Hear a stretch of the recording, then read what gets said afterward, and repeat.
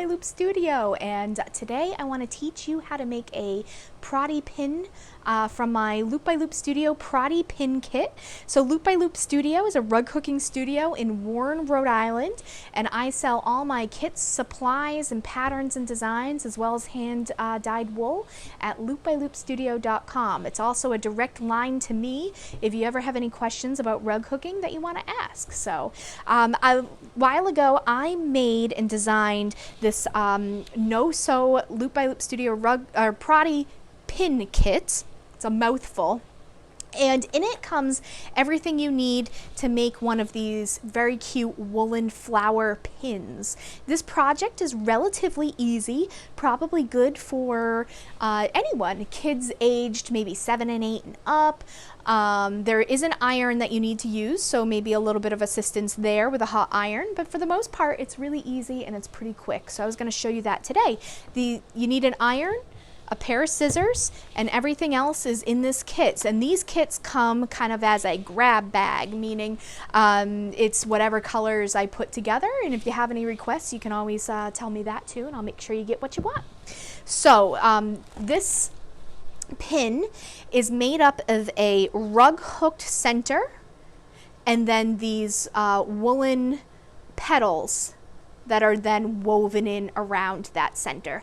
The back is another piece of wool, and then this pin back gets sewed on. So I guess you'll also need a needle and thread to finish that, unless you wanted to glue it on. So that is your choice, depending on however you feel comfortable. So this kit, let me just take it apart and show you what's in here. So this kit comes with one rug hook, that little pin back that you're going to need for the back of it. It comes with a wooden embroidery hoop, these two pieces, piece of wool fabric, and this is called Heat and Bond, and it's a product we use for the finishing. Put those to the side. These are the wool fabric strips. There's 2 of them for the center hooking. And then these are all the petals that you're going to fill in as your petals. They're double-sided, so they're gonna be woven in from the center, and then each one gives you 2 petals. This is your pattern with the circle drawn, and these are your instructions, your written instructions. But of course, you're viewing this video, which is great, and I'm going to show you how to do it right on here. So the first thing you want to do is take your embroidery hoop apart by untwisting the metal fastener at the top. The ring without the fastener goes below your pattern. Just drape your pattern right over it, and then you want to undo the fastener a bit more so that you can slip it over the bottom, nice and snug. Okay. In this circle, it can kind of be anywhere. I mean, I guess close to the center is probably good, but this works for me. Now that you have that slipped over, you want to fasten this. You need some good finger strength. Tighten it as much as you can. So I've probably turned it maybe 5 times. 5 full turns. Now you want to just tug the edges of your pattern. Make sure it's nice and tight. Now this little drawn circle maybe looks a little more like an oval now, but that's okay. Once you're done hooking, it'll kind of spring back into a circle shape. Now I'm going to take a seat because I like to sit down while I'm rug hooking. I'm going to take one of these wool fabric strips, and this strip is going to go between my 2 fingers of the hand that I don't write with. The hook I'm going to hold just like a pencil in the hand I do write with. Okay? I'm going to hold the hoop up a little bit. I'm going to place my hand on the side of the hoop, kind of stabilizing it. Now this hand holding the wool strip is going to go underneath, and my 2 hands are going to meet, one below and one above. I'm going to go right inside this drawn circle in any hole of this fabric. So poke it through, and widen it out. Look how wide I made that circle right there, okay? And what's happening underneath is when I poke my hook through, I'm wrapping the wool strip around the hook and letting the bottom hook at the bottom grab it, and then I'm gonna pull it up. So there's the motion I'm doing underneath. So here we go. I'm holding it on the hook with my fingers underneath, and then I'm pulling it up. The first thing I do is I make myself a tail, okay? I'm gonna leave that tail just like that on the top till I'm done, and I'm gonna go in the next hole, and this time I'm gonna bring it up, but I'm gonna leave it as about a loop, okay? This loop is about 1/4 inch high, okay? Now I'm gonna turn the hoop slightly, poke in maybe every second hole this time, and I'm gonna repeat that stitch. Move it again. You can see by moving the hoop, I'm actually gonna be moving in a circle around this drawn circle.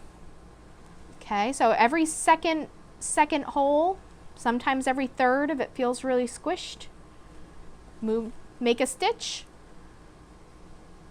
and move the wool slightly. Make a stitch. I'm just gonna keep filling in until I filled in that whole circle.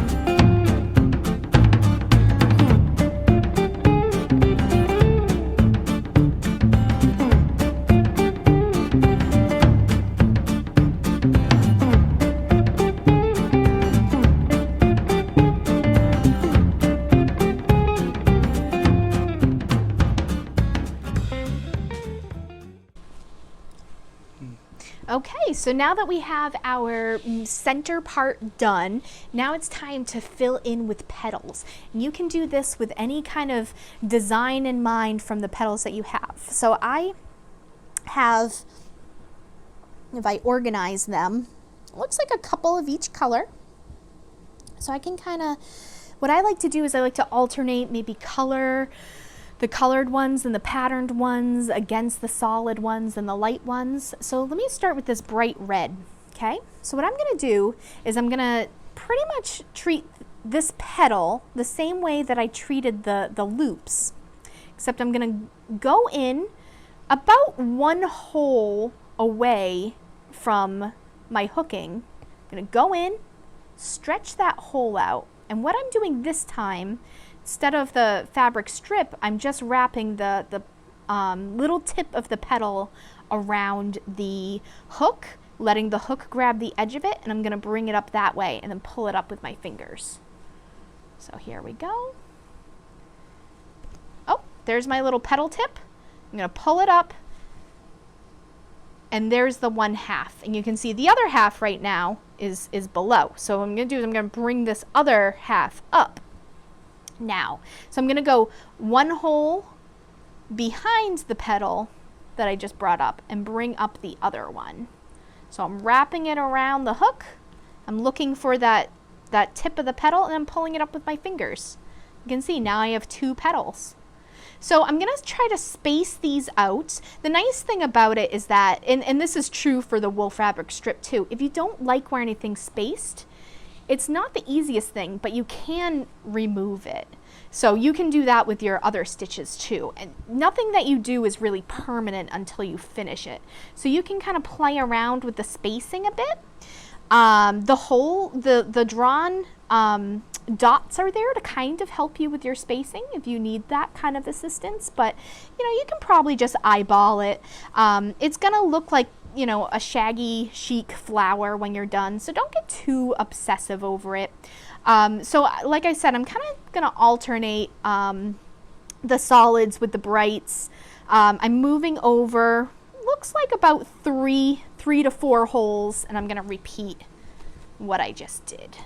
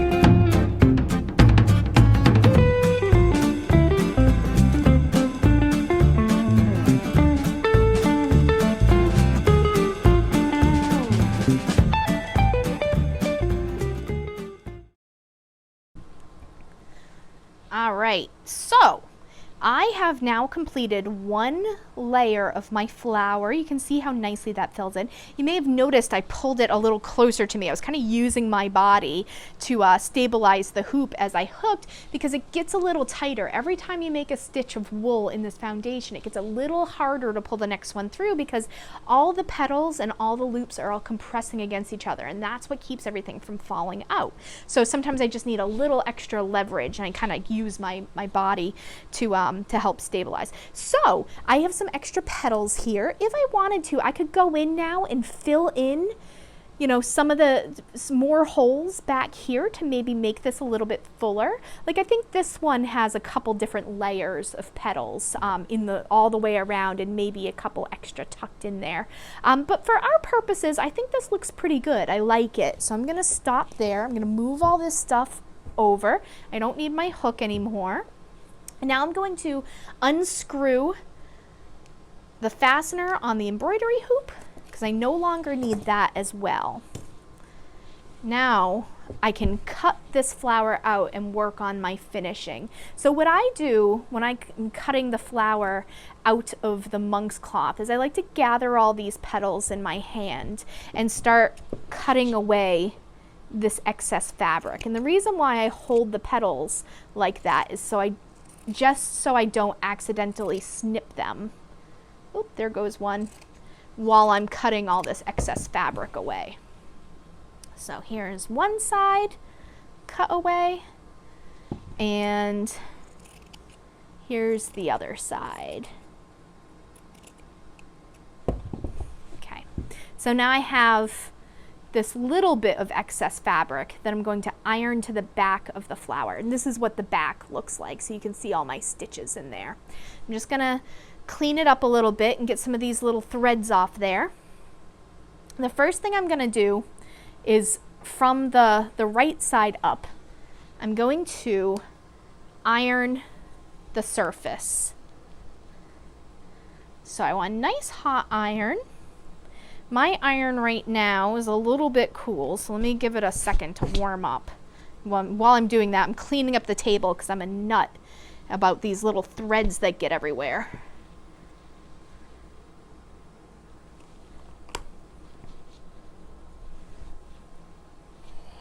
All right, there, you can hear the steam. And you can see my flower petals, now that I have that steam and that nice hot iron, they really flatten out, and they fill in a lot of the extra space. So what I'll probably do is I'll kind of fluff these back up. You can see it's really effective on my woolen petals. Now it's a lot easier to work with because it lays flat. So what I'm going to do now is I'm going to take this pattern, which is the monk's cloth, and fold it back onto itself and create this little kind of folded edge here. I don't want to pull it so tight that I'm pulling the petals up like that. So I got to make sure I'm folding it, but I'm still keeping it, you know, not a little bit loose so that I'm not pulling any of the petals too hard. So now this is where you might want some assistance if you have little hands, because you sort of need to hold this down, put the iron down carefully, and then move your fingers. So it takes a little bit of dexterity to get all that fabric folded down without burning yourself. Now I have this nice little oval that I just need to fill in. Okay, put that to the side for a second. Now here's the wool fabric that comes in the kit and my piece of heat and bond glue, iron-on glue paper. What I'm going to do is I'm going to take this heat and bond.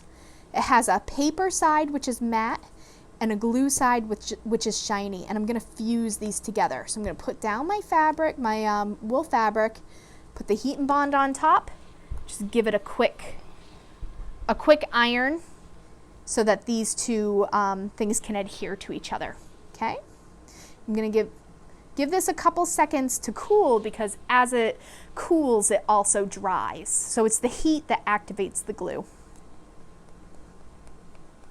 Now with this step, you can be as precise or eyeball it as much as you want. You could actually take a ruler and measure how big the circle is. What I always suggest cutting it much larger than you need and then cutting it down. So I'm just gonna eyeball it. It looks like it's about 1.25 inches by 1.5 inches or 1 3/4 inches. So I'm gonna cut it nice and big. And again, you can make it the oval or the circle as perfect or, you know, as crafty and imperfect as you want. So I'm starting very large, and then I'm gonna work my way down. I want it just covering the white of the monk's cloth, but not so big that all the petals are going to adhere. So I kind of want this a little bit smaller. So I'm just gonna, like I said, just keep kind of trimming it down. You don't have to do an oval either. You could do a rectangle. Really, it's your pin, so you can finish it any way you want. But I think this looks pretty good. What do you think? Is that a good fit? Yeah. Okay. So now this paper, I am now going to, whoop, I'm going to peel that off. Now you can see the glue is left on the wool. I'm going to iron that over my monk's cloth.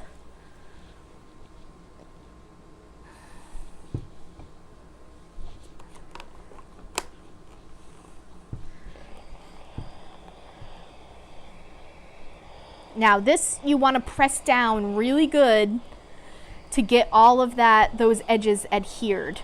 So not only do you need a hot steamy iron, you want to use a bit of pressure while you're ironing it. And this is really going to flatten out your pin and your wool fabric loops too. So you're going to have to fluff it up again. So that's probably good.